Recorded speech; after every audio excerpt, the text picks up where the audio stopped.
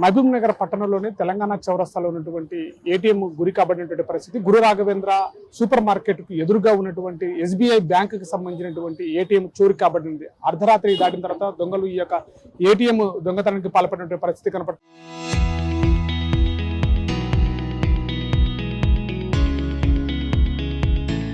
మనం పూర్తిగా విజువల్స్ లో చూస్తున్నాము. నిన్ననే మధ్యాహ్నం తర్వాత ఈ యొక్క ఏటీఎం లో డబ్బులు పెట్టినటువంటి పరిస్థితి. సుమారుగా 50,000 నుంచి 2 లక్షల రూపాయల వరకు కూడా ఈ యొక్క ఏటీఎం లో డబ్బులు పెట్టినట్టుగా అధికారులు చెప్తున్నటువంటి పరిస్థితి. అర్ధరాత్రి సమయంలో ఈ యొక్క దొంగతనానికి పాల్పడినట్టుగా అధికారులు గుర్తిస్తున్నారు. ఇప్పటికే జిల్లాకు సంబంధించినటువంటి పోలీసు అధికారులు, ఉన్నతాధికారులు, అటు డిఎస్పీ, ఎస్పీలు కూడా క్లూస్ టీమ్ తోటి ఇక్కడ ఏటీఎం ని పరిశీలిస్తున్నటువంటి పరిస్థితి. ఈ దొంగతనం ఎలా జరిగింది, ఏ విధంగా జరిగినటువంటి పైన కూడా అటు సీసీ కెమెరాలు కూడా గమనిస్తున్నటువంటి పరిస్థితి కనబడుతుంది. పూర్తిగా ఈ యొక్క ఏటీఎం మిషన్ దొంగతనానికి పాల్పడడంతో కూడా ఒక్కసారిగా స్థానికంగా అర్ధరాత్రి సమయంలో అందరూ నిద్రిస్తున్న సమయంలో కూడా ఈ యొక్క ఏటీఎం దొంగతనానికి పాల్పడడంతో కూడా అటు పోలీస్ అధికారులు పూర్తిగా పట్టణం చుట్టుపక్కల కూడా ఈ యొక్క పూర్తిగా క్లూజ్ టీమ్ తోటి పర్యవేక్షిస్తున్నటువంటి పరిస్థితి కనపడుతుంది. ప్రస్తుతం మనం విజువల్స్ లో చూస్తున్నాం.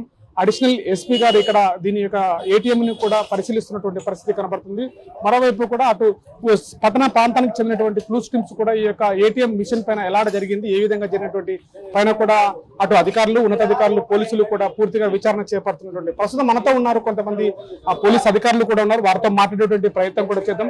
అసలు ఎలా జరిగింది, ఏ విధంగా జరిగినటువంటి ప్రయత్నం కూడా మనం చేసే ప్రయత్నం చేద్దాం. సరే, ఎట్లా జరిగింది ఈ యొక్క విషయంలో ఒకసారి ఏమన్నా క్లారిటీ రాలేదు. క్లారిటీ మేబీ ఎన్ని గంటలకు జరిగి ఉండొచ్చు కాక ఎట్లా ఏ ప్రాంతం 3 o'clock ఇంకా తెలియదండి. ఇట్లా ఏమన్నారా కన్సర్న్ ఆఫీషియల్స్ వాళ్ళు ఇవ్వలేదు మనకు డేట్. అదే చెక్ చేస్తున్నాం. పవర్ లేదు, ఇప్పుడు చెక్ చేస్తున్నాం. ఆఫీషియల్స్ పిలిపించారు. చూసిన తర్వాత మనకు క్లారిటీ చెప్పు. ప్రస్తుతానికి అయితే కెమెరాస్ ఏం పని చేయట్లేదు. రెక్టిఫై చేయొచ్చు. అంటే ఏమైనా స్పెషల్ గా క్లూస్ టీమ్స్ ఏమైనా టీంలో ఏర్పాటు చేశారు? దొంగతనం చేశారు, టీమ్స్ ఏర్పాటు చేశారు, నడుస్తుంది. ఎస్పీ గారు మానిటర్ చేస్తున్నారు. అంటే ఇంకా అంతర్రాష్ట్ర దొంగలు ఉండొచ్చా భవిష్యత్తు ఏమైనా ఉండొచ్చా? ఇంకా క్లారిటీ రాలేదు. ఇది పూర్తిగా చెప్తున్నటువంటి పరిస్థితి. ఇంకా దేనిపైన కూడా స్పష్టత రాలేదు. ఇప్పటికే క్లూస్ టీమ్ ఏర్పాటు చేశారు. ఎస్పీ గారి ఆధ్వర్యంలో ఇప్పటికే ఒక టీం ఏర్పాటు చేసి ఇక్కడ సంబంధించినటువంటి దొంగలు అంతర్రాష్ట్ర దొంగల లేకపోతే మిగతా స్థానికంగా సంబంధించినటువంటి దొంగల పైన కూడా పూర్తిగా విచారణ చేపడుతున్నాం. పూర్తిగా వచ్చిన తర్వాత సమాచారం ఇచ్చే అవకాశం కనబడుతుందని చెప్పేసి కూడా అడిషనల్ ఎస్పీ గారు చెప్తున్నటువంటి పరిస్థితి పడుతుంది. పూర్తిగా ఈ యొక్క ఏటీఎం మిషన్ ని అర్ధరాత్రి సమయంలో జరగడంతో కూడా ఒక్కసారిగా స్థానికంగా సంచలనంగా మారింది. దీనిపైన కూడా పూర్తి విచారణ చేపడుతున్నట్టు పోలీసు అధికారులు చెప్తున్నారు. మరోవైపు కూడా ఇటు పట్టణ ప్రాంత శివార్లో కూడా దీనిపైన కూడా పూర్తిగా విచారణ చేపడుతున్నటువంటి పరిస్థితి కనబడుతుంది. ఒక్కసారిగా ఏటీఎం పట్టణ ప్రాంతం నడిబొడ్డులో ఈ ఏటీఎం చోరీకి కావడంతో కూడా స్థానికంగా చర్చనీయాంశంగా మారినటువంటి పరిస్థితి కనబడుతుంది.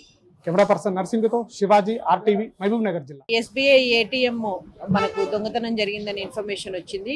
క్లూస్ టీమ్ ని పిలవడం జరుగుతుంది. క్లూస్ టీమ్ కూడా రావాలి. అండ్ ఫింగర్ ప్రింట్స్ కానీ అంటే ప్రీవియస్ అఫెండర్స్ ఎవరైనా చేశారనేది ఫింగర్ ప్రింట్స్ ఎక్కడైనా వస్తే మనం టాలీ చేసే ఛాన్స్ ఉంది. అండ్ సీసీ కెమెరా ఫుటేజ్ కూడా మనకు బ్యాంక్ నుంచి ఇస్తారు. అవన్నీ కూడా వెరిఫై చేసిన తర్వాత ఫర్దర్ డీటెయిల్స్ చెప్తారు. అమౌంట్ కూడా వాళ్ళు బ్యాంకర్ వాళ్ళు ఇంకా చెక్ చేసుకొని చెప్తామంటున్నారు. వాళ్ళంటే డైలీ లోడింగ్ మనకు విత్డ్రాయల్ డిఫరెంట్ ఉంటాయి కాబట్టి వాళ్ళు మొత్తం చెక్ చేసుకొని చెప్తారు.